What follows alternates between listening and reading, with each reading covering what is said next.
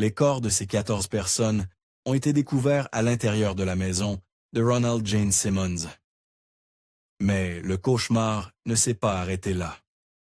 Ce qui a suivi est devenu l'un des massacres les plus choquants et hantés de l'histoire de l'Arkansas.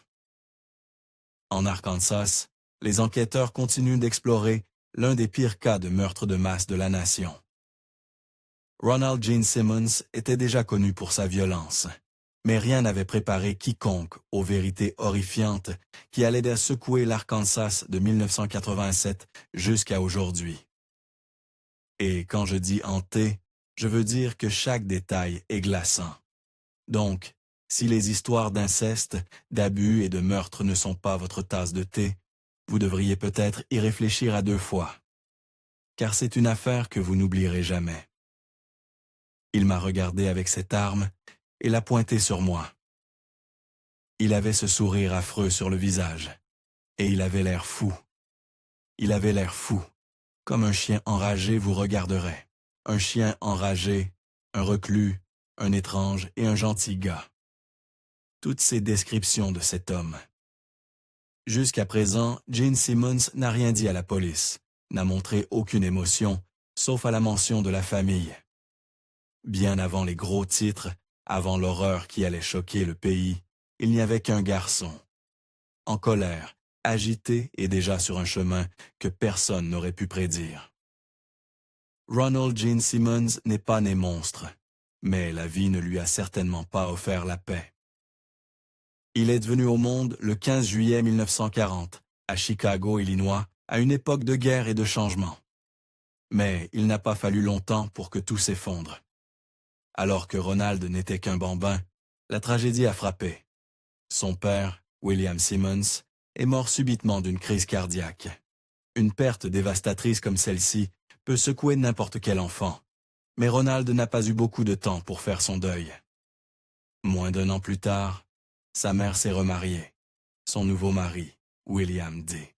Griffin, travaillait comme ingénieur civil pour le corps des ingénieurs de l'armée américaine. Cela signifiait une chose, des déménagements constants. La famille passait d'une ville à l'autre à travers l'Arkansas, sans jamais s'installer assez longtemps pour que Ronald se fasse des amis ou se sente ancré. Pour un jeune garçon, en quête de stabilité, ces changements incessants ont planté des graines de frustration, de solitude et de rage. Il ne s'intégrait jamais vraiment. Il était le nouveau trop souvent pour compter. Finalement, il a abandonné l'idée d'essayer. Au lieu de créer des liens, Ronald est devenu froid. Il s'en prenait à ses camarades de classe et s'est forgé une réputation de brute. Les enseignants ne pouvaient pas le gérer, les élèves l'évitaient. À l'adolescence, sa vie familiale était tout aussi chaotique. Son comportement a dégénéré, et peu importe les efforts de ses parents, que ce soit des règles strictes ou des conseils désespérés, rien ne tenait. Ronald était hors de contrôle, alors à 16 ans, ses parents ont pris une mesure désespérée. Ils l'ont inscrit dans une école militaire, espérant que la structure réussirait là où ils avaient échoué. Étonnamment, ça a marché. Les règles strictes, la discipline, la chaîne de commandement, cela donnait à Ronald quelque chose qui lui avait toujours manqué. Le contrôle. Pour une fois, il suivait les règles. Peut-être pas parce qu'il y croyait, mais parce qu'elles lui donnaient moins du pouvoir. Lorsqu'il a obtenu son diplôme le 15 septembre 1957, l'armée semblait être l'étape logique suivante. Sans hésiter, il s'est enrôlé dans la marine des États-Unis. Son premier poste était à la Naval Station Bremerton à Washington, où quelque chose d'inattendu s'est produit. Il a rencontré quelqu'un. Elle s'appelait Rebecca, surnommée Becky Ulibarri. Peut-être voyait-il en elle la stabilité qu'il n'avait jamais eue, ou peut-être était-ce juste une autre chose qu'il voulait contrôler. Quoi qu'il en soit, la relation a progressé rapidement. Le 9 juillet 1960, les deux se sont mariés au Nouveau-Mexique. Et juste comme ça, Ronald a entamé un nouveau chapitre. À première vue, Ronald et Becky pouvaient ressembler à un couple militaire ordinaire, mariés jeunes élevant une famille grandissante, suivant le rythme des affectations. Mais à l'intérieur de leur maison, une histoire bien plus sombre se déroulait. L'homme que Becky avait épousé n'était pas le même homme avec qui elle vivait maintenant. Plus il portait l'uniforme, plus il devenait rigide, contrôlant et implacable. Ronald exigeait une perfection absolue. Il n'était pas seulement strict, il était obsessionnel. La maison devait être impeccable à tout moment. L'apparence de Becky devait être exactement comme il la voulait. De ses vêtements à la manière dont elle coiffait ses cheveux, tout était sous son contrôle. Et ainsi, pendant 18 longues et douloureuses années, Becky est restée. Ensemble, ils ont eu 9 enfants. Ronald Gene Simmons Jr., Sheila Simmons, William Billy Simmons, Loretta Simmons, Eddie Simmons, Marianne Simmons, Rebecca Simmons. Après avoir quitté la marine en 1963, il n'a pas ralenti. Il a rejoint l'United States Air Force quelques années plus tard, mais l'uniforme ne pouvait pas réparer ce qui était brisé. Son tempérament était volcanique, et son obsession pour le pouvoir ne faisait que croître. Ce qui avait commencé comme de la cruauté envers Becky s'est finalement transformé en quelque chose d'encore plus troublant. Lorsqu'il a étendu cette même brutalité à ses enfants, il ne les disciplinait pas, il les dominait. Chaque tâche devait être faite à sa manière, et si ce n'était pas le cas, la punition était rapide et terrifiante. Ronald voyait toute forme de défi, même minime, comme une trahison. Il ne guidait pas ses enfants, il les dominait. Sa maison n'était pas un foyer, c'était une prison dont il tenait les clés. Mais, au milieu de toute cette terreur, une enfant semblait recevoir un traitement spécial. Sa fille, Sheila. Au début, cela ressemblait à du favoritisme. Ronald passait plus de temps avec elle, lui donnait plus de liberté, plus de privilèges, mais il n'a pas fallu longtemps pour que ce favoritisme semble étrange. Trop proche, trop intense, trop contre nature. Et puis, Dusty est venu le jour que personne ne pourrait jamais oublier. Il a convoqué une réunion familiale, s'est tenu devant tout le monde, avec le froid d'un homme annonçant la météo, et a lâché une bombe qui a brisé ce qui restait de leur famille. Sheila était enceinte, et Ronald était le père. Il n'y avait aucune honte dans sa voix, aucun remords, aucune hésitation. Il a déclaré que Sheila porterait l'enfant à terme, l'élèverait dans leur maison, et que tout le monde dans la famille devait l'accepter. Comme ça. Comme si ce n'était pas horrifiant. Comme si l'inceste et les abus étaient juste des faits de la vie sous son toit. Becky n'a rien dit. Elle avait été émotionnellement détruite au fil des années, brisée au point de ne plus trouver sa voix. Mais quelqu'un d'autre dans la famille a parlé. Ronald Jr., le frère aîné de Sheila, ne pouvait pas rester silencieux. Il était dégoûté et terrifié. Et il a agi dès qu'il l'a pu. Il est allé directement à l'école de sa sœur et a tout raconté à un conseiller. Au début, Sheila a tout nié, disant qu'elle n'était pas enceinte, que rien ne s'était passé. Mais le personnel de l'école savait que quelque chose n'allait pas. Ils ont continué à creuser, à poser des questions, et après presque un mois, Sheila a craqué. À travers des larmes et une honte insupportable, elle a finalement avoué la vérité. Son propre père l'avait mise enceinte, et c'est là que les choses prennent une tournure encore plus sombre. Ronald n'était pas juste un homme abusif, se cachant dans l'ombre. C'était un vétéran militaire décoré avec plus de 2 décennies de service. Il avait obtenu des distinctions comme le ruban de l'Air Force pour son excellente adresse au tir, la croix de la bravoure du Vietnam et même la médaille de l'Étoile de bronze, une médaille décernée pour l'héroïsme et le service méritoire. Le 30 novembre 1979, il a quitté l'Air Force avec le grade de sergent-chef. Pour le monde extérieur, il ressemblait à un héros de guerre, Mais sous cette surface brillante se trouvait un homme qui avait construit un royaume de terreur à l'intérieur de sa propre maison. Et ce royaume était sur le point de s'effondrer. La première véritable percée est survenue lorsque le département des services humains de Cloudcroft, au Nouveau-Mexique, a lancé une enquête officielle le 3 avril 1981. Mais au lieu de faire face aux conséquences, Ronald a fait ce que font tant de lâches. Il a fui. Ronald a d'abord fui avec sa famille à Ward, en Arkansas. Fin septembre, le 30 exactement. Il a décroché un emploi temporaire comme employé de bureau dans le département des dossiers médicaux de l'hôpital des anciens combattants John L. McClellan Memorial à North Little Rock. Quelques mois plus tard, le 10 janvier 1982, il a obtenu un poste permanent comme employé de bureau au sein du 5e bataillon de recrutement médical de l'armée à Little Rock. Mais pendant que Ronald essayait de se fondre dans une nouvelle vie, sa maison s'effondrait lentement.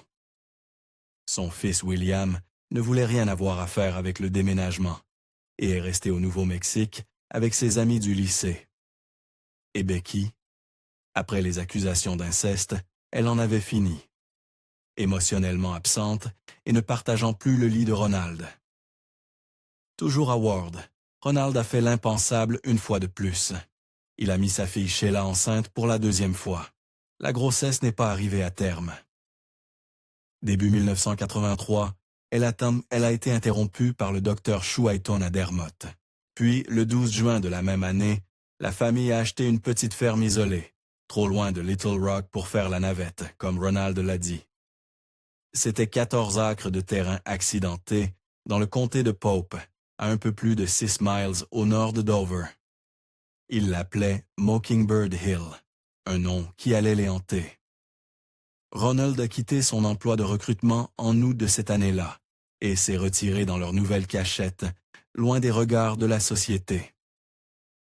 Une partie de la raison du déménagement était que Sheila avait commencé à fréquenter un jeune homme nommé Dennis McNulty, qu'elle avait rencontré à l'école de commerce Drafton.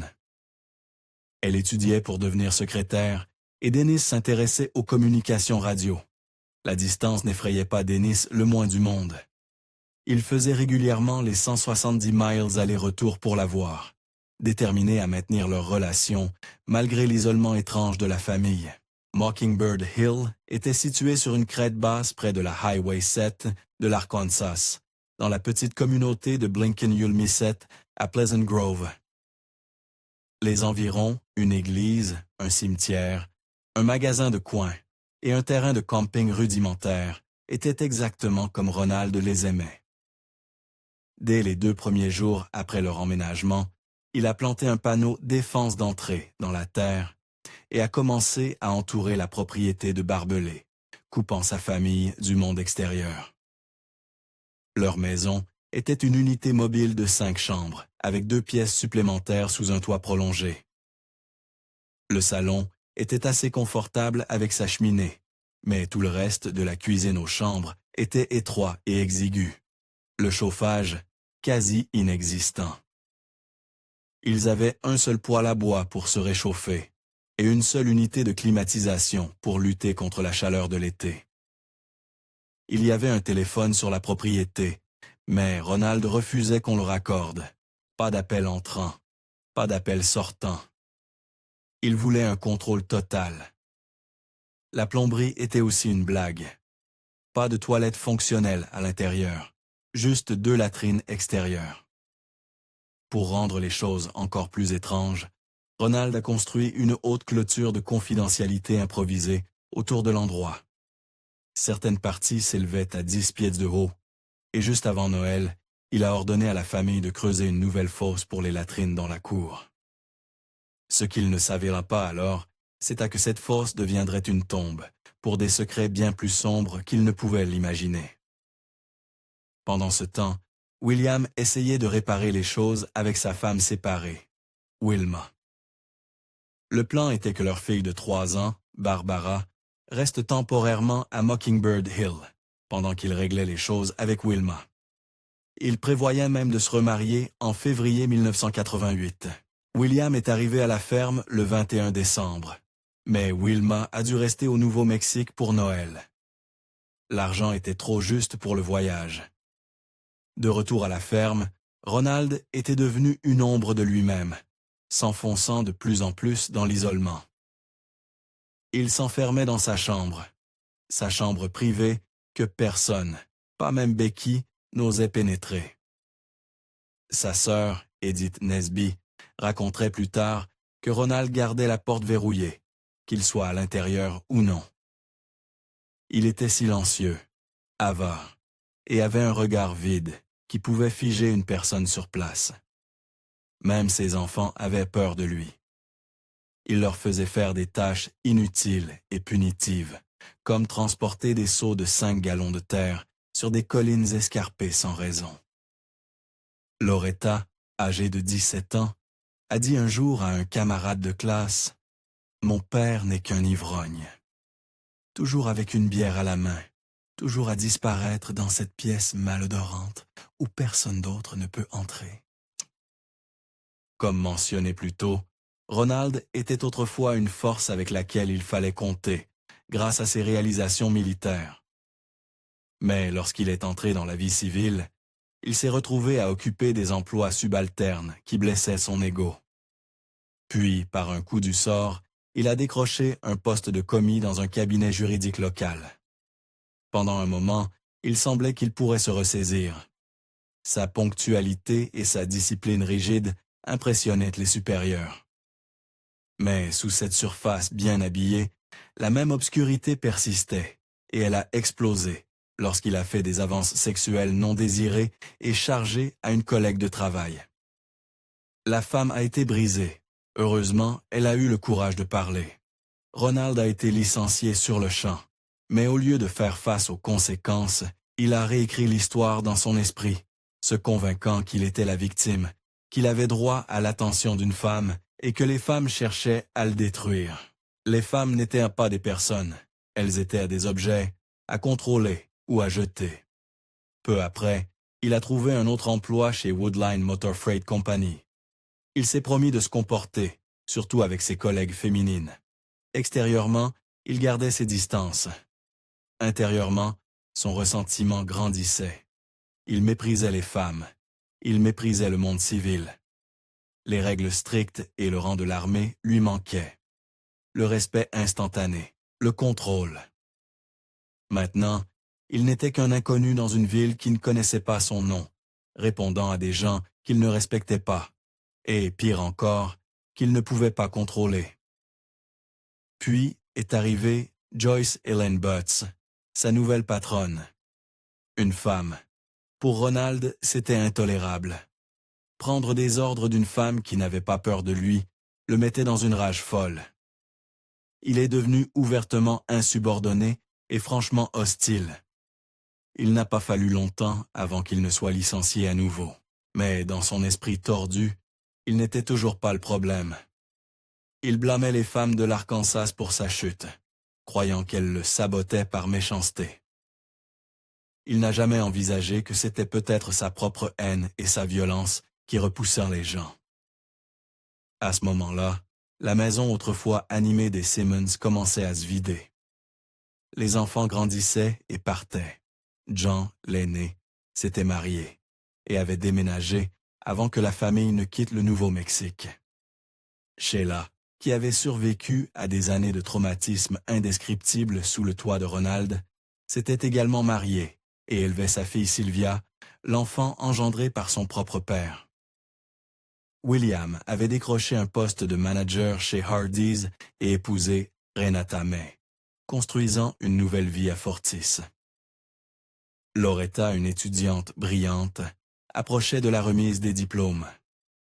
Son journal intime et ses confessions chuchotées révélaient un seul rêve, s'échapper.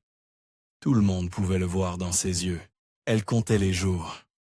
Mais Noël approchait, et pour Ronald Simmons, ce n'était pas un moment de joie. C'était une opportunité. Becky Simmons avait envoyé des cartes ce décembre-là, les remplissant de lettres manuscrites pleines d'excitation. Toute sa famille serait enfin réunie. tous les enfants, tous les petits-enfants sous un même toit. Cela devait être une véritable célébration.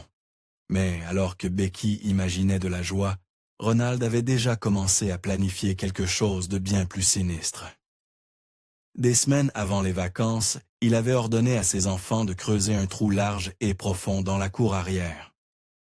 Il leur avait dit que c'était pour une nouvelle latrine. Personne n'a posé de questions, mais ce trou n'était pas pour des toilettes. C'était une tombe. Et le 22 décembre, juste avant Noël, Ronald a agi. La maison était silencieuse lorsque sa première victime est arrivée. Son fils aîné, Ronald Gene Simmons Jr., était le même fils qui avait soi-disant signalé la situation troublante entre Sheila et leur père au conseiller scolaire. Sans avertissement, Ronald a frappé Jean en plein front avec une barre à mine, fort et vite. Mais il ne s'est pas arrêté là.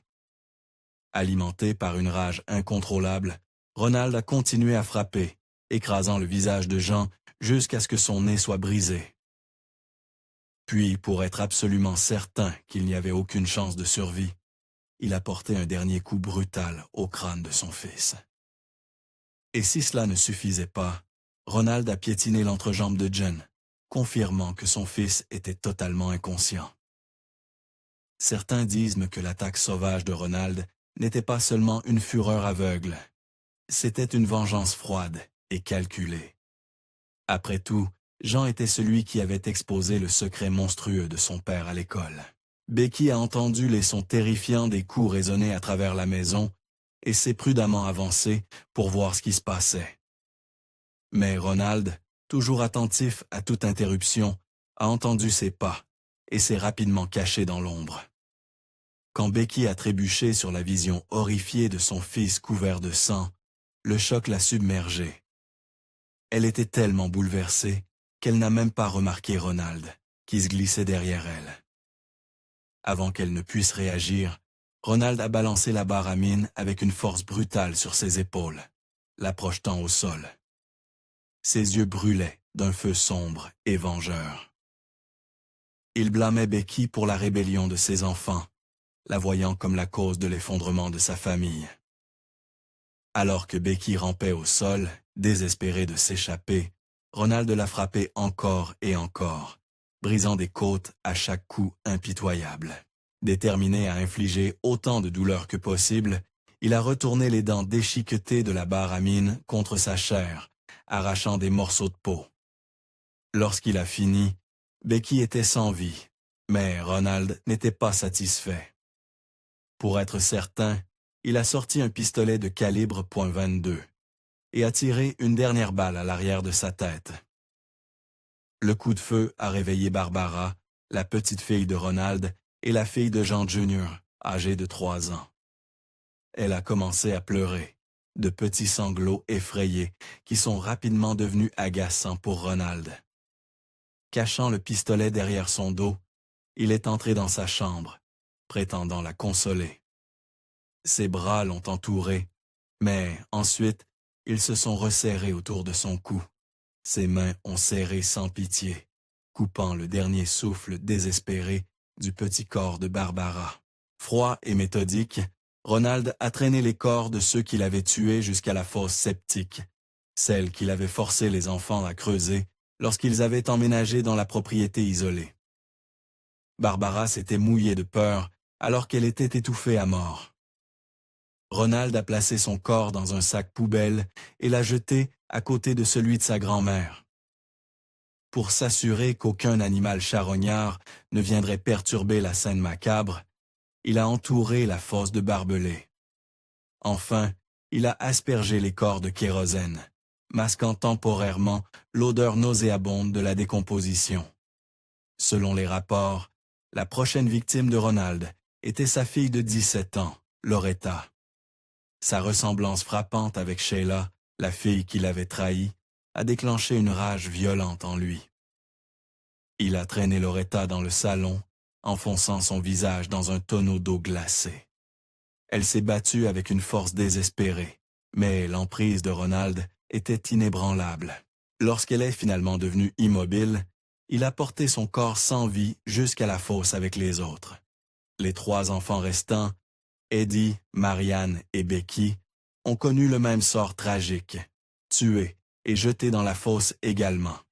Les premiers à arriver furent William H. Simmons II, âgé de 22 ans, sa femme, Renata May Simmons, âgée de 21 ans, et leur fils en bas âge, William H. Simmons III, âgé de seulement 20 mois.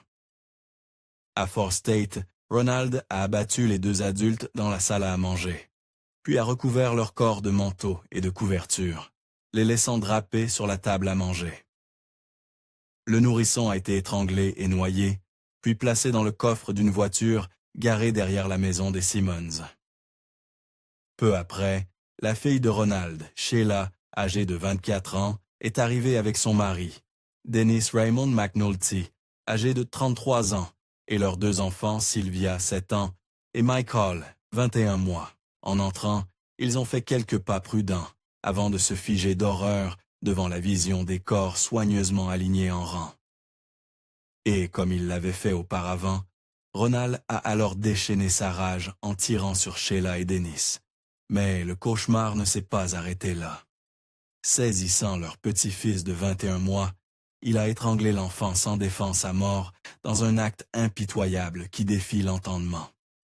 Une fois le garçon sans vie, Ronald a traîné le petit corps à l'extérieur et l'a jeté dans une parcelle boueuse, comme s'il essayait d'effacer cette vie innocente de la manière la plus dégradante possible. Mais la fureur impitoyable de Ronald n'était pas terminée. Il a ensuite étranglé Sylvia, sa prétendue enfant avec Sheila, et a gardé son corps avec les autres. Les preuves ont plus tard révélé que Ronald avait disposé les corps de toute sa famille en rangées nettes et ordonnées dans le salon. Un tableau macabre de la mort. Chaque corps était recouvert de manteaux, sauf Sheila, qui était drapée dans le plus beau napperon de Rebecca Simmons. Un détail sinistre et effrayant. Ce qui est encore plus glaçant, c'est dès qu'il a placé le corps du fils de Sheila et Dennis dans le coffre de sa voiture et l'a abandonné dans un endroit connu pour les véhicules cassés et abandonnés. Ronald croyait clairement que le garçon, étant le fils de Dennis, ne méritait pas de se décomposer aux côtés du reste de la famille. Une vision troublante de son esprit tordu. Après avoir commis cet acte brutal, Ronald s'est rendu dans un magasin Sears à Russellville, où il a récupéré les cadeaux de Noël qu'il avait commandés pour sa famille. Des cadeaux censés symboliser l'amour et la joie, mais achetés par un homme qui venait de détruire sa propre lignée. Ce même soir, dans une juxtaposition presque surréaliste, Ronald s'est rendu dans un club privé pour boire et célébrer ce qu'il appelait son plan réussi, comme s'il venait de remporter une victoire plutôt que de commettre un meurtre de masse. Il est rentré chez lui après, passant le reste de la soirée et le lendemain à boire de la bière et à regarder la télévision. Son calme effrayant, contrastant fortement avec l'horreur qu'il avait provoquée. Mais la quête de vengeance de Ronald était loin d'être terminée. Le matin du 28 décembre 1987, il a pris la voiture de son fils, Ronald Jr., pour se rendre à un Walmart à Russellville, où il a acheté une autre arme, se préparant pour la vague de violence qui allait bientôt suivre. Sa première cible était le cabinet d'avocats Peel, Eddy et Gibbons, où Kathy Kendrick, la femme qu'il avait fait licencier pour harcèlement sexuel, travaillait encore. Portant un chapeau de cow-boy comme déguisement grossier, Ronald a fait irruption et le bureau a résonné du son terrifiant des cris de Kathy, suivi d'un coup de feu. Elle dit qu'elle est morte avant que l'aide ne puisse arriver. Et à ce moment-là, l'identité de Ronald comme tireur restait inconnue.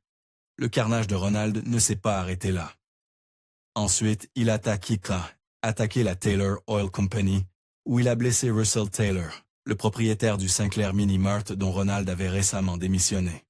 Pendant le chaos, il a également abattu et tué James Jim Chaffin, un pompier et chauffeur de camion à temps partiel pour Taylor Oil, la seule victime de la série qui était un étranger pour Ronald.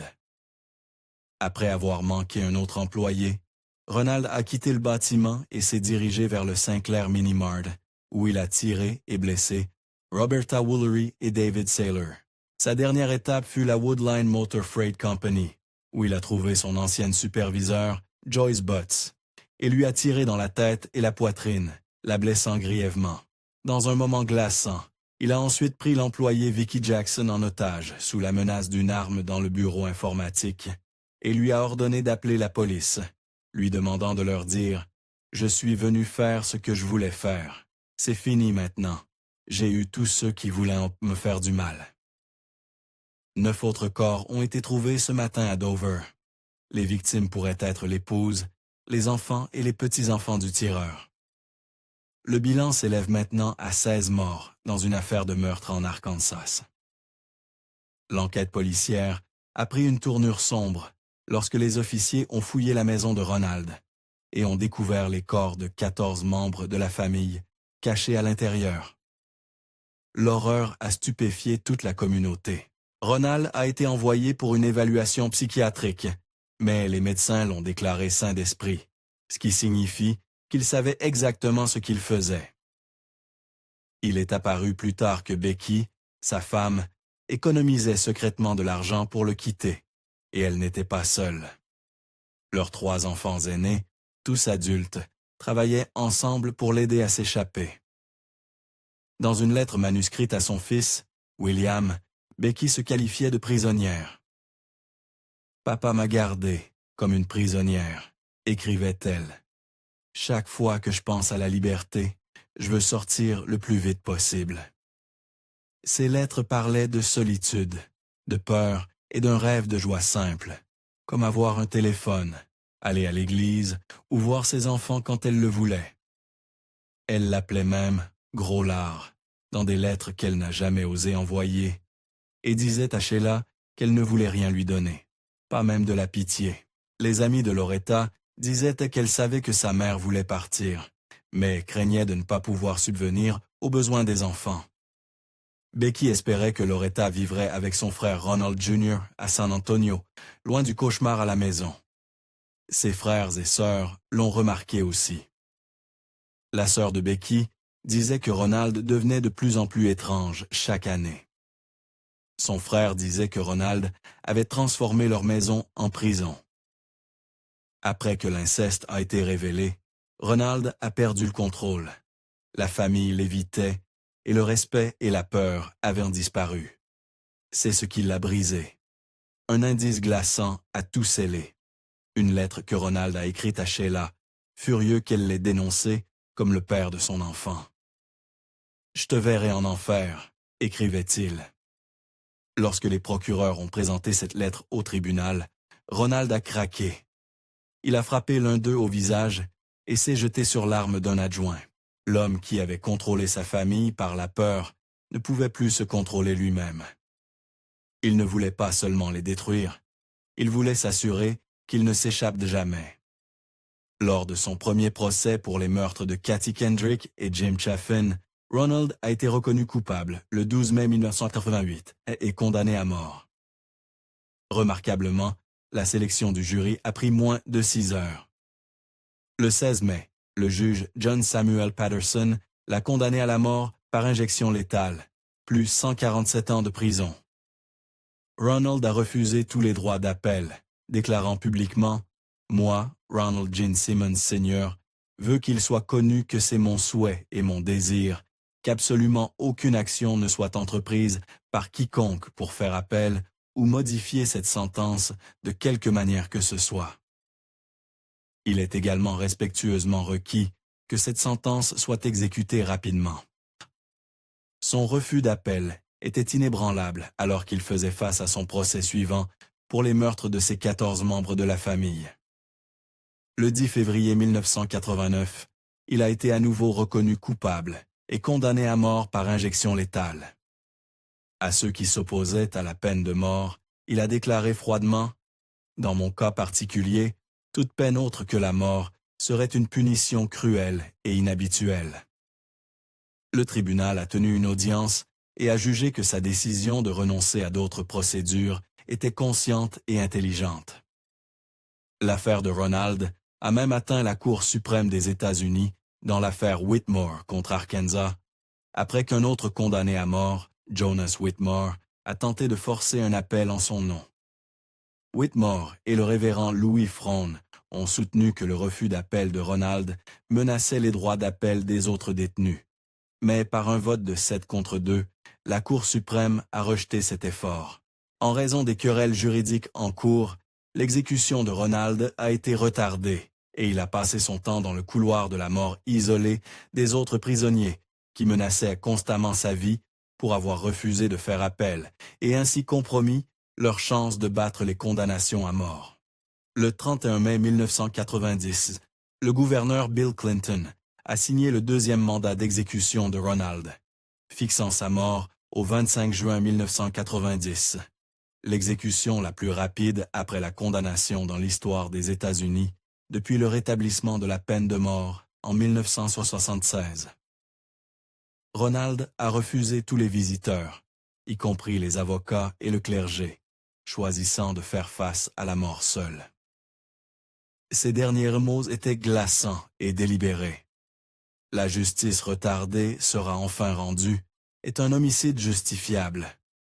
Aucun membre de la famille n'a réclamé son corps, et Ronald a été enterré dans une parcelle pour indigents au Lincoln Memorial Lawn à Warner, comté de Lincoln. Pour ceux d'entre nous qui couvrons les histoires de crimes réels depuis un moment, celle-ci frappe vraiment différemment. Ce n'est pas seulement le nombre de victimes, ce sont les détails hantés, l'état d'esprit tordu et la raison incroyablement insignifiante derrière tout cela. On ne peut s'empêcher de se demander, aurait-on pu arrêter cela avant que cela ne devienne l'un des pires massacres familiaux de l'histoire? Y avait-il un moment, un signe, un cri à l'aide qui a été manqué? La mort de Ronald, selon tous les témoignages, semblait être la justice enfin rendue. Mais ensuite, il y a ce détail qui donne toujours des frissons. L'idée qu'un père puisse réellement engendrer un enfant avec sa propre fille. Je veux dire, que feriez-vous si vous entendiez parler de quelque chose d'aussi horrible autour de vous? Le signaleriez-vous? Interviendriez-vous? Ou la peur et l'incrédulité vous retiendraient-elles? Partagez vos pensées dans les commentaires ci-dessous. Si vous êtes arrivé jusqu'ici, assurez-vous de regarder la prochaine vidéo. Je pense que vous l'apprécierez. Merci encore d'avoir regardé.